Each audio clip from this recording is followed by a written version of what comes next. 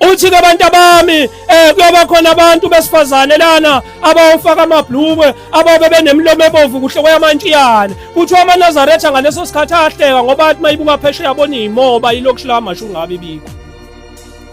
Uthi-ke kuba khona iy'ntombi ey'bhema usikilidi bantu bami eziya kuba khona la kulezi zakhiwo eziyovuswa abelungu. Uthi la kuyaqala khona abantu bami lana kuyakuba khona intombi eney'nwele ezinde ezimsile amahashe obishaya emhlane. Cabanga etshela abantu bangaleza zikhathi ngo-1920 abantu abaxakeka ukuthi kwenzeka kanjani ukuthi ikoba khona intombi eney'nwele ezinde esha kuthiwa ababehamba nobaba omkhulu abanye bayihleka lento bethi hawu baba omkhulu mhlawumbe useyaguga. Uthi bantu bami ila koba khona intombi eyobihlala esihlalweni ibhala u4 idonsa usikilidi uqonqedi yobi ubhema kodwa abantu abanaka wabe seqhubeka esehamba wathi eselapha ngase-hostel esese-Duff Road esezofika esiteshini wayesephindema wathi bantu bami la kothi abelungisa beliqedile lezi zakhiwo ey'ngalo wathi la bayovusa khona umuzi omkhulu oyobuhlala iy'nsizwa wathi la kuyoba kaSililo kaSipheli eProphetic Hostel wathi la koba kaSililo kaSipheli kuyobe kufa umuntu usuku nosuku.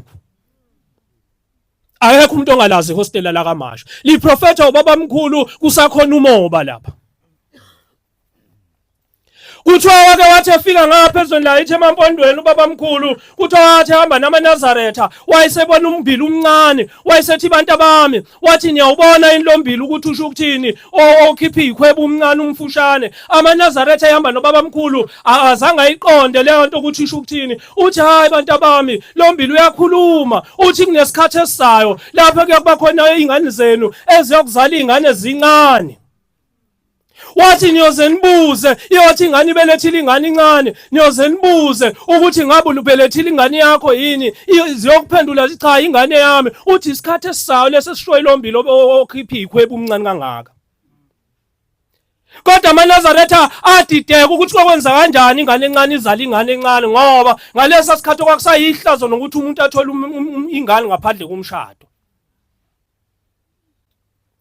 Into ekhona-ke amaNazaretha leyo siyayibona la ngaphandle iy'ngane zizali noma ikhona la ngaphakathi kodwa funa simbonge uShembe ngokuthi la ngaphakathi lezi zinto uyivimbi azikho iy'ngane ey'ncane zibathola abantwana yingakho nhlathi ukuthi kufunakala sigalwe ngempela. Abantu bangaphandle-ke babhizi bayakhuluma bathi lapha ekuphakameni kuthathwa iy'ngane ey'ncane futhi imvama laba abantu abakhulumayo funa singabanaki iy'ngane ey'galwe ngoba abantu abahlupha kakhulu abakhuluma lento lapha ngaphandle yila bantu besifazane abangaganile abaneziso ey'nkulu namaqakala yibo laba abahluphayo.